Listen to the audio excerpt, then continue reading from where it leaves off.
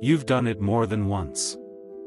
You meet someone and something pulls you toward them, powerfully, almost magnetically. It feels like chemistry. It feels like recognition. It feels, if you're honest, like coming home. And then, months or years later, you're sitting in the wreckage of that relationship wondering how you ended up here again. With someone unavailable. Someone critical. Someone who needed saving. Someone who left. You tell yourself you have bad taste. That you're unlucky. That love is just hard. But Freud would tell you something that changes everything. You are not choosing randomly. You are choosing with extraordinary precision, according to a blueprint drawn up in the earliest years of your life, by people you didn't choose at all. Today we're going into the psychology of why you fall for the wrong person. Not the surface reasons. The real ones. The ones operating beneath every attraction you've ever felt that couldn't quite explain itself. Freud's most controversial, and most enduring, insight about romantic love was this: the first love objects in a child's life become the unconscious prototype for all subsequent romantic attachments. He called this the Oedipal configuration, the child's early experience of desire, longing, frustration, and love directed toward the primary caregivers, and argued that it leaves a permanent imprint on the psyche's understanding of what love is. This doesn't mean what popular culture has reduced it to. It means something far more nuanced and far more applicable to your actual life. It means that the emotional dynamics of your earliest love relationships, the way love was given and withheld, the way closeness was negotiated, the way your needs were met or denied, become the emotional grammar of your adult romantic life. If your earliest experience of love included someone warm but unpredictable, present and then absent, your nervous system learned that love feels like uncertainty. Like waiting. Like relief when they return. If your earliest experience of love was with someone critical whose approval you constantly sought, your nervous system learned that love feels like striving. Like proving yourself. Like the perpetual hope of finally being enough. And so in adulthood, when you encounter someone who recreates that emotional grammar, even if they look nothing like your parent, even if the surface content is entirely different, something in you responds. Powerfully. With a sense of familiarity you mistake for compatibility. We encountered the repetition compulsion in the context of self-sabotage. In romantic relationships, it operates with particular force. Freud observed that people do not simply repeat familiar relationship dynamics because they are comfortable. They repeat them because the unconscious has an agenda, an unfinished business it is trying, perpetually, to resolve. If you grew up with a parent who was emotionally unavailable, some part of you carries an unresolved need to finally receive the love that was withheld. To be seen by the person who couldn't see you. To win the affection of the one who turned away. You cannot go back and resolve this with the original person. But the unconscious doesn't accept that limitation. Instead, it finds proxies. It selects romantic partners who carry the same emotional signature, the same unavailability, the same withholding, the same conditional warmth, and it attempts, again, to succeed where it once failed. This is why the unavailable person feels so magnetic. This is why you find yourself working so hard in relationships that offer so little. This is why the person who is simply kind and present and consistent can feel, inexplicably, boring. They don't carry the wound's frequency. They don't activate the unfinished story. And so the unconscious doesn't recognize them as the arena where the real work is supposed to happen. One of Freud's most important clinical discoveries was the concept of transference, the unconscious process by which we redirect feelings, expectations, and relational patterns from past figures onto people in our present lives. In the therapeutic context, patients would begin to relate to Freud himself as if he were a parent, projecting onto him the love, resentment, longing, or fear originally directed at early caregivers. But transference doesn't only happen in therapy. It happens in every significant relationship, and it happens most powerfully in romantic love. When you fall intensely for someone, you are never falling for them entirely.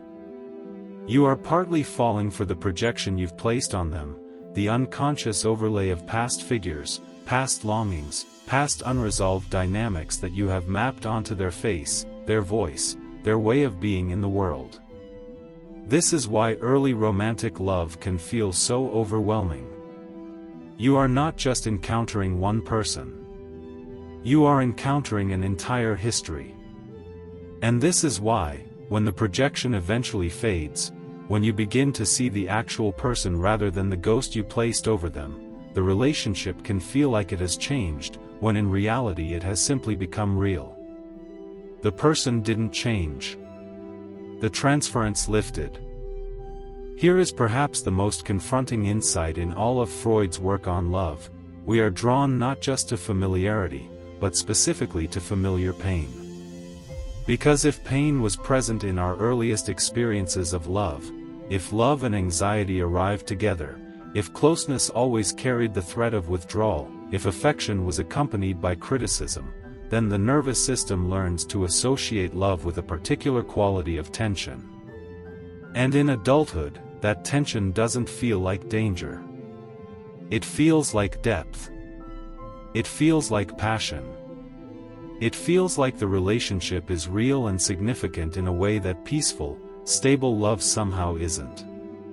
Freud described this as the compulsion to repeat not for its own sake, but in pursuit of mastery. The unconscious keeps returning to the painful dynamic because it believes, on some level, that this time it will resolve differently. This time the unavailable person will become available. This time the critical person will finally offer unconditional approval. This time the love will be enough. It never is. Because the people we select for this unconscious drama are selected precisely because they carry the same wound pattern. They cannot give us what we are seeking from them, for the same reason the original person couldn't. But the repetition continues. Because the wound doesn't heal through repetition. It heals through recognition. Freud's framework raises a difficult question. If the most intense attractions are often unconscious wound repetitions, what does genuine, healthy love actually feel like? The honest answer is, for many people, it feels quieter than expected. Less urgent. Less charged with the particular electricity of longing and uncertainty. This is not because it is less real. It is because it is not being powered by the nervous system's unresolved grief. It does not carry the weight of everything you needed and didn't receive. It is not a proxy for an old, unfinishable story. Healthy love, in Freud's framework, involves what he called the mature integration of tenderness and desire, the capacity to love someone fully, without the distorting overlay of projection and transference, without the compulsive need to repeat or resolve an old wound through them. Getting there requires exactly what Freud prescribed for all psychological work: making the unconscious conscious. Seeing the template clearly. Tracing the attraction back to its emotional origin. Asking not just why do I want this person but what feeling am I actually chasing, and where did I first learn to chase it? That question does not dissolve romantic love. It deepens it. Because love chosen with awareness, love that has passed through honest self-knowledge, is not less passionate than unconscious love. It is simply, finally, your own. The goal is not to stop falling in love. It is to begin falling in love with less unconscious interference. That work begins with pattern recognition. Look at your romantic history not as a series of separate unfortunate events, but as a coherent story. What emotional quality keeps appearing in the people you're drawn to? What dynamic keeps repeating?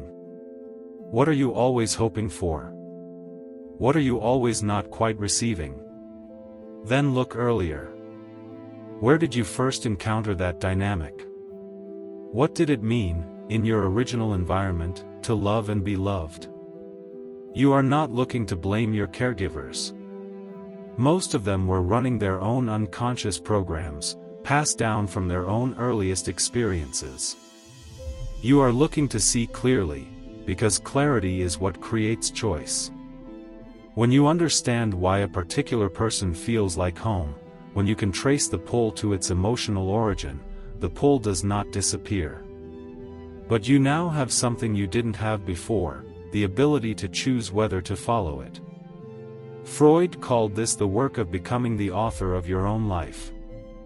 In love, perhaps more than anywhere else, that authorship begins with a single, honest question. Am I choosing this person, or am I choosing what they remind me of? If you recognized your own patterns in this video, the magnetic pull toward the unavailable, the exhausting effort in relationships that offer too little, the inexplicable feeling of familiarity with someone who turns out to be wrong, that recognition is not nothing. That is the beginning of choosing differently. Like this video if it gave you something real to sit with. Leave a comment with the pattern you recognize most in yourself. And subscribe, because this work goes deeper with every video. I'll see you in the next one.